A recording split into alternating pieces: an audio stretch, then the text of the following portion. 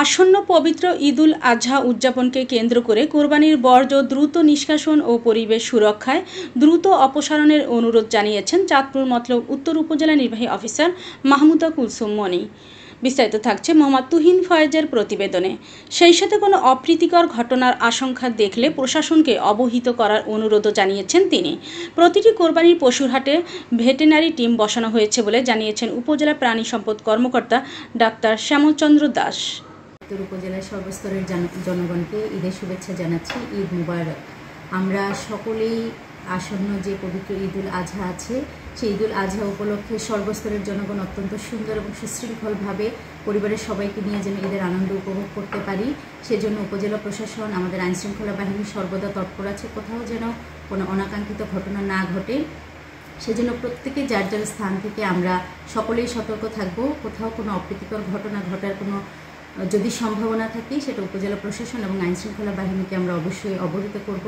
আর সব থেকে গুরুত্বপূর্ণ বিষয় হচ্ছে আমরা ঈদের দিন কোরবানি দেওয়ার পর বজ্র যেন খুব দ্রুত আমরা অপসারণ করতে পারি এবং কোরবানির বজ্র যাতে আমাদের জনগণের কোনো ভোগান্তির সৃষ্টি না করে, সেজন্য প্রত্যেকে যার যার অবস্থান থেকে আমরা অত্যন্ত গুরুত্ব সহকারে এবং অত্যন্ত আন্তরিকভাবে সেই কাজটি করব বজ্র অপসারণের জন্য।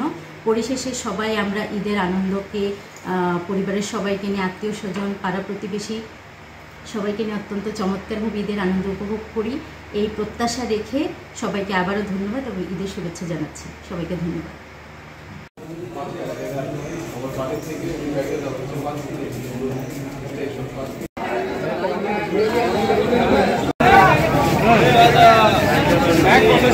আসসালামু আলাইকুম, আমি ডাক্তার শ্যামলচন্দ্র দাস, উপজেলা প্রাণী সম্পদ কর্মকর্তা। এখন কোরবানির হাটগুলোতে আমাদের প্রত্যেকটা হাটে প্রায় আমাদের ভেটেরিনারি মেডিকেল টিম রয়েছে, যারা সার্বক্ষণিক গবাদি পশু স্বাস্থ্য সুরক্ষায় নিয়োজিত আছেন। ম্যাক্সিমাম এখন আজকে যে অবস্থাটা, সুজাতপুর বাজারে আমাদের একটা টিম কাজ করতেছে এবং কালীপুর বাজারে আজকে টিম কাজ করতেছে। অর্থাৎ যে দিন যে হাটটা হচ্ছে ওই দিনই আমাদের মেডিকেল টিম ওই স্পটে গিয়ে তারা কাজে নিয়োজিত আছে। ধন্যবাদ।